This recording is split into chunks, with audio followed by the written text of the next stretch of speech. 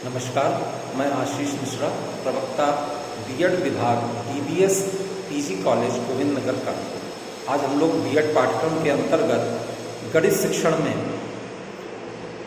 आगमन एवं निगमन विधियों का अध्ययन करेंगे। सर्वप्रथम इसमें आगमन विधि की हम चर्चा करेंगे। आगमन विधि क्या है? आगमन विधि में सर्वप्रथम हम ये जानें कि इसके जनक कौन है। इसके जनक यूनानी दार्शनिक अरस्तु हैं। इन्होंने क्या बताया कि दिए गए तथ्यों, आंकड़ों, उदाहरणों से हम एक सामान्य नियम की ओर आगे बढ़ते हैं। इसका मतलब ये हुआ कि इसमें शिक्षण सूत्र विशिष्ट से सामान्य की ओर लगता है अथवा स्थूल से सूक्ष्म की ओर लगता है।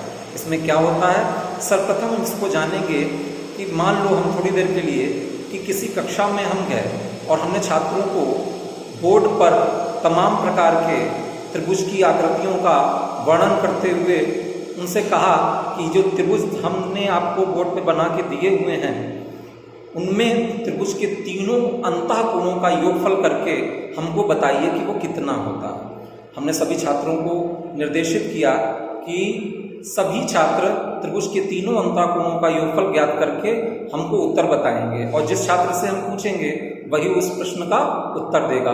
तो हमने विभिन्न आकृतियों के त्रिभुज बना दिए और उनसे इसको अंतःकोण ज्ञात करने को कहा। तमाम छात्रों से हम प्रश्न पूछेंगे, उनमें से अधिकतर छात्रों के प्रश्न हमको जो हमने पूछे उनके उत्तर 180 अंश हमें प्राप्त होगा। तो जैसे ही हमें 180 अंश अधिकतर छात्रों से प्राप्त होगा तो ये एक नियम की ओर आगे बढ़ रहे हैं। छात्रों ने अपने आप करके देखा कि त्रिभुज के तीनों अंतःकोणों का योग 180 अंश होता है। इसका मतलब ये हुआ कि हमने उन्हें विभिन्न दिए गए उदाहरणों से एक नियम बनाने की ओर इंगित किया, जो कि एक मनोवैज्ञानिक एवं वैज्ञानिक विधि है, जिसके द्वारा हम उन्हें ये समझा सकते हैं कि हाँ, त्रिभुज के तीनों अंतःकोणों का योगफल 180 अंश होता है, जिससे छात्र ने स्वयं करके सीखा है। इस प्रकार यह विधि जो कहलाती है वो हमारी आगमन विधि कहलाती है। कौन सी विधि कहलाती है?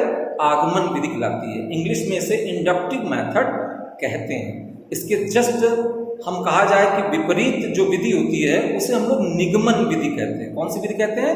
निगमन विधि कहते हैं। अब निगमन विधि क्या होती है? निगमन विधि के भी जनक अरस्तु ही माने जाते हैं और उन्होंने क्या बतलाया था कि जब हमें यह नियम प्राप्त हो जाए तो हम उस नियम की सहायता से दिए गए विशिष्ट प्रश्नों के उत्तर प्राप्त कर सकते हैं अथवा उन्हें हल कर सकते हैं। जब हमें ये नियम ज्ञात हो गया कि हाँ, त्रिभुज के तीनों अंतःकोणों का योगफल 180 अंश होता है, तो अब हमने कक्षा में छात्रों से ये कहा कि आप जो है हम प्रश्नावली खोलिए, उसमें जो प्रश्न दिए हुए हैं कि त्रिभुज के दो कोणों का योगफल, त्रिभुज के दो कोण इतने हैं और उसमें तीसरे कोण का मान ज्ञात कीजिए। तो जब उन्हें पहले से ही ये ज्ञात होगा कि त्रिभुज के तीनों अंतःकोणों का योगफल 180 अंश होता है तो वे तीसरे कोण को बड़ी आसानी से ज्ञात कर लेते हैं। तो यह विधि जो हमारी कहलाती है ये सामान्य से विशिष्ट की ओर कहलाती है अथवा इस सूक्ष्म से स्थूल की ओर कहलाती है। इसमें होता यह है कि हम छात्रों को प्रश्नावली हल करने के लिए या जो नियम हमने सीखा है उसको अप्लाई कैसे किया जाए, उसकी एप्लीकेशंस का कैसे प्रयोग किया जाए, तो इसके लिए हम निगमन विधि का प्रयोग करते हैं। ठीक है। और दोनों में अंतर यह है कि सबसे बड़ा ये अंतर है कि दोनों एक दूसरे की पूरक भी हैं और दोनों एक दूसरे से विपरीत भी हैं। पूरक ऐसे हैं कि जैसे हमने किसी नियम को प्रतिपादित कर दिया, अब उस नियम को लगाना कैसे है या अप्लाई कैसे करना है, इसके लिए हम निगमन विधि का प्रयोग करते हैं। आगमन विधि में यह है कि छात्रों की मानसिक योग्यता पर यह निर्भर करता है कि वो छात्र उसको कितने समय में आसानी से सीख लेते हैं। मान लो हमने छात्रों को कोई उदाहरण देके उनको हल करने के लिए कहा, मगर कोई छात्र जल्दी कर लेगा, कोई देर में कर पाएगा, कुछ अधिक समय लेगा, कोई कम समय लेगा, कोई कर ही नहीं पाएगा। तो आगमन विधि को सिखाने में थोड़ा ज़्यादा समय लगता है या आगमन विधि से किसी समस्या का हल में थोड़ा ज़्यादा समय लग सकता है, क्योंकि हर व्यक्ति की गति अपने अनुसार अलग अलग होती है या छात्रों की गति अपने अनुसार अलग अलग होती है। जबकि निगमन विधि में जब हमें फार्मूला पहले से पता हो या नियम पहले से पता हो तो उसको अप्लाई करना आसान होता है। यानी उससे आप जानते हैं कि इससे निगमन विधि से रटने की विद्या पर जोर दिया जा सकता है। माना जाता है कि निगमन विधि से फार्मूला पता है, छात्र बड़ी आसानी से उसको प्रश्न को हल करना उससे सीख जाते हैं। तो वे ज़्यादा हम कहें कि करके सीखने की बजाय रटी रटाई विद्या पर जोर देने की कोशिश करते हैं। तो आगमन और निगमन में हम कहा जाए कि सबसे प्रमुख अंतर यही है कि आगमन विधि स्वयं करके सीखने को प्रेरित करती है, यह विधि वैज्ञानिक है और इस विधि में अधिक समय लग सकता है।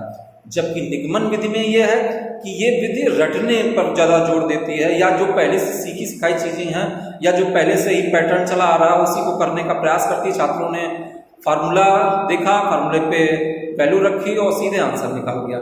जबकि आगमन विधि में इसके विपरीत है, उसमें स्वयं ही नियम का प्रतिपादन करना पड़ता है। इसलिए देखा यह जाए तो आगमन और निगमन विधि एक दूसरे से भिन्न है, मगर दोनों का ही प्रयोग करके हम गणित शिक्षण को प्रभावी बना सकते हैं।